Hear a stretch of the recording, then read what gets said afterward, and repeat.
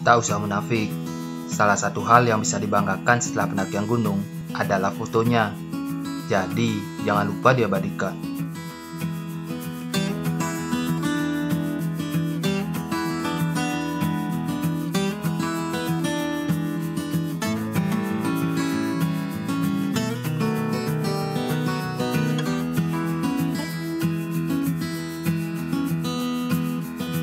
Setelah beberapa saat menikmati suasana di puncak Gunung Batur, Dao dan Teguh memutuskan untuk langsung kembali ke camp area Tugu. Sedangkan saya dan Angga memilih untuk mengelilingi puncak Gunung Batur.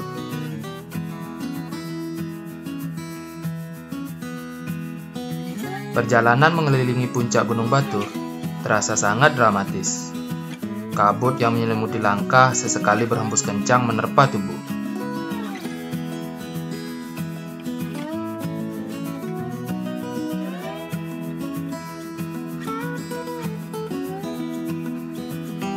Langkah demi langkah kami lempar perlahan. Sebab di sisi kiri dan kanan terdapat jurang yang hanya dipisahkan jalan setapak tempat kami berpijak.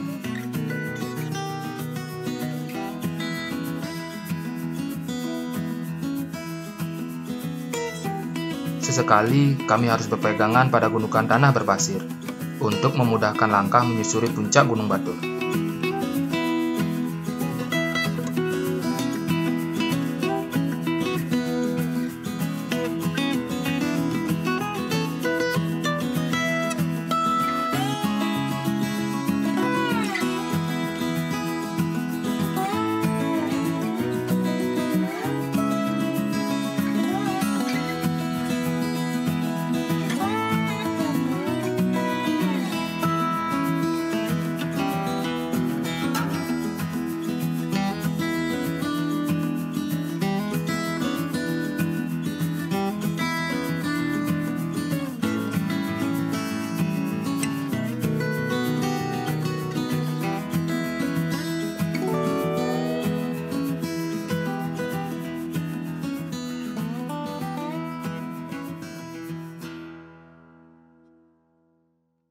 Setelah 20 menit menapaki langkah di bibir jurang, bukan berarti serta-merta rintangan telah usai.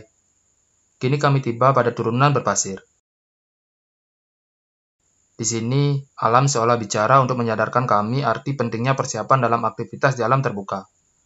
Banyak hal yang tak terduga mungkin kita jumpai.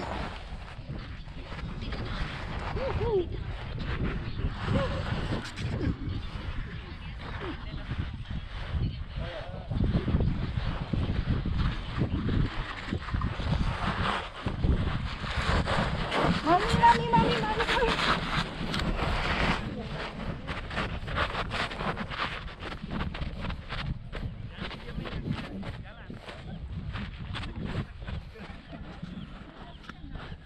Kalau diem kakinya ya pleset. Pak, ngesot. Takut.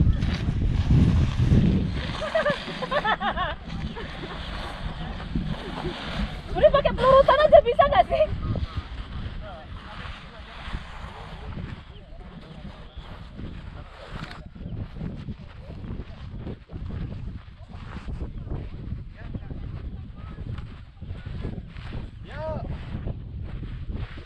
Bisa. Berdiri, Bu. Berdiri. Ayo jalan.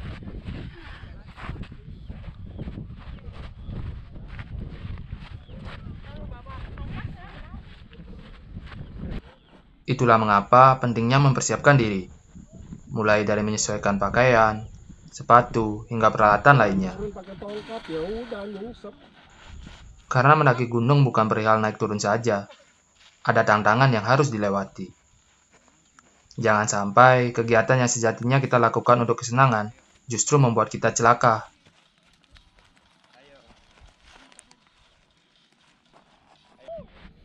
Mendaki gunung mungkin terdengar sederhana, hanya naik lalu turun. Namun jika seperti itu kita memandangnya, lalu apa bedanya kita dengan monyet-monyet yang berkeliaran di sekitar gunung ini? Ya, kalau sekedar naik dan turun gunung, monyet barangkali tiap hari melakukan itu. Perlu diingat, tidak jarang terdengar cerita atau berita tentang pendaki yang tersesat hilang, bahkan harus meregang nyawa di gunung. Hal seperti itu bisa terjadi karena cara memandang pendakian dan cara kita bersikap terhadap persiapan diri, baik mental maupun fisik, kelengkapan dan peralatan, hingga pengetahuan tentang pendakian itu sendiri.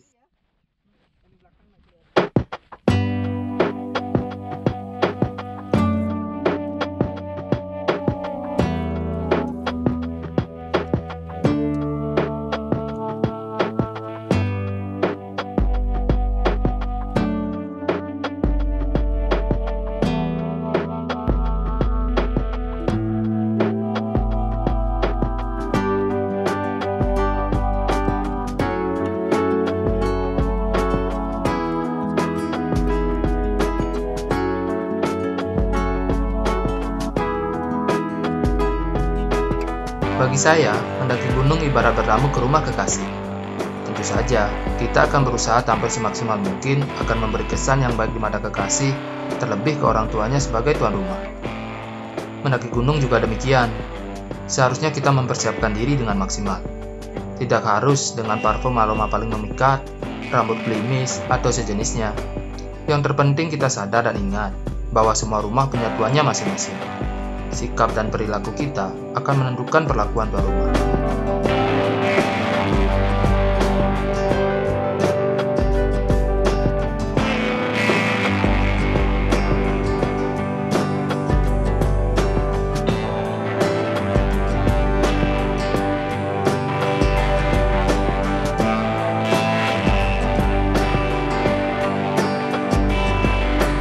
Di Gunung Batur, terdapat sebuah goa yang berada tepat di lereng kawah. Goa ini disakralkan oleh penduduk sekitar gunung sehingga tidak sembarang orang boleh masuk ke dalam. Mungkin tak sedikit yang ingin masuk ke goa itu, termasuk saya dan Angga. Tetapi sebagai tamu, kami memilih sikap untuk melihat dan menikmatinya dari luar saja. Oh ya, selain monyet, salah satu binatang yang banyak dijumpai di Gunung Batur adalah anjing. Entah apa yang mereka cari. Seperti saya yang tidak selalu mencari alasan ketika mendaki gunung. Mungkin mereka pun demikian. Tidak tahu alasannya berada hingga di puncak gunung. Atau jangan-jangan mereka punya alasan lain. Entahlah.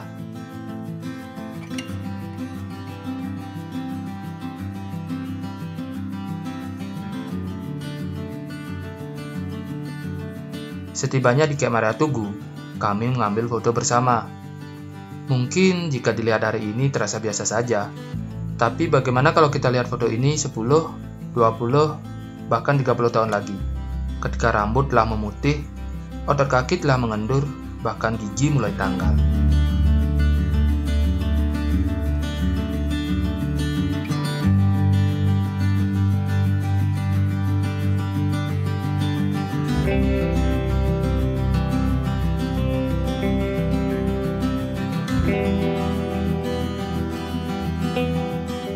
Di sini, saya kembali berjumpa dengan Silva, di mana sebelumnya saya bertemu dengannya di puncak. Silva adalah adik tingkat saya di tempat kuliah. Dia anak Papua yang menuntut ilmu hingga ke Bali. Hantam.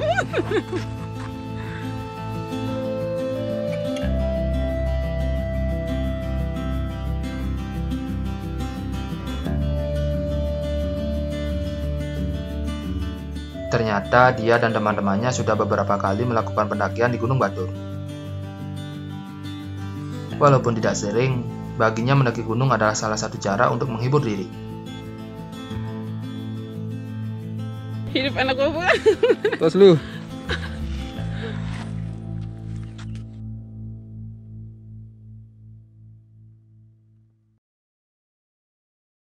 Matahari semakin meninggi, dan terik sinarnya sudah semakin menyengat di tubuh. Kami bergegas. Segera kami bongkar tenda dan berkemas untuk segera turun dari Camp Area Tugu menuju Pura Pasar Agung Gunung Batur.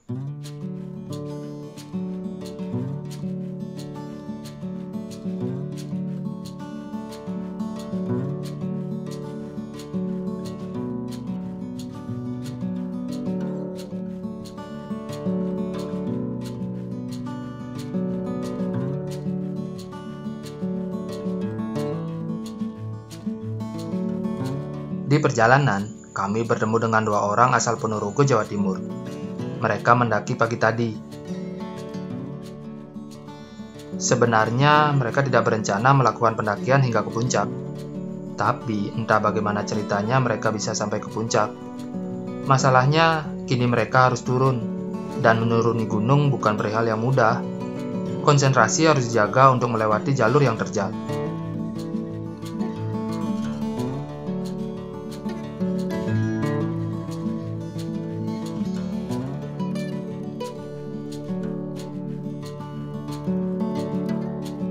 Bermodal sepatu, sendal jepit, dan celana jeans ala orang yang mau nongkrong, saya tak dapat membayangkan bagaimana mereka menuruni jalur dengan kemiringan Gunung Batur yang mencapai 75 derajat.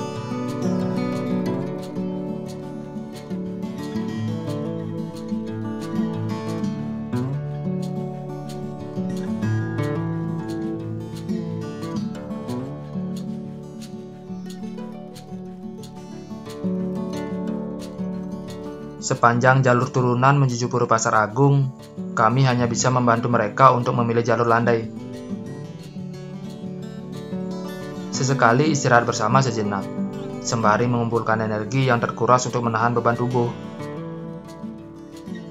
Berat bukan? Itu baru beban tubuh, belum lagi beban hidup.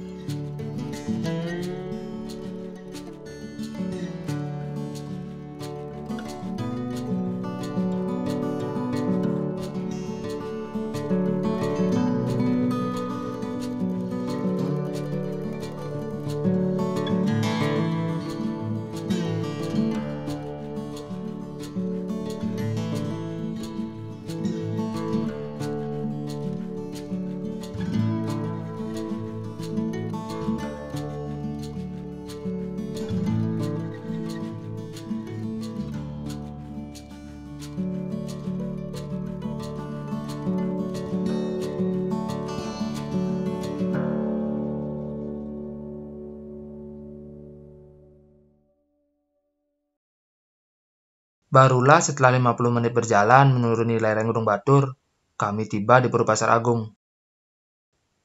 Di sini kedua orang tadi sudah ditunggu oleh kerabatnya, yang menunjukkan raut wajah mirip saya pertama kali melihat mereka. Khawatir.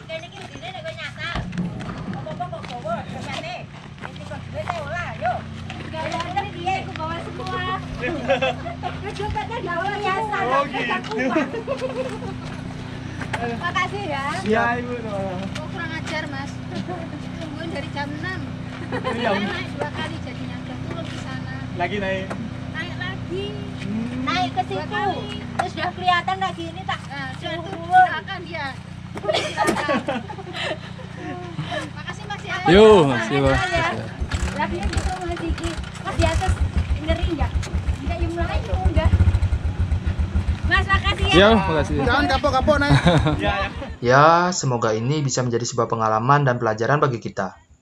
Karena dalam pendakian gunung, tidak hanya tentang bagaimana naik, tapi bagaimana kita bisa turun kembali dengan selamat tanpa kurang satu apapun. Ingat, di rumah ada orang tua dan keluarga yang menanti.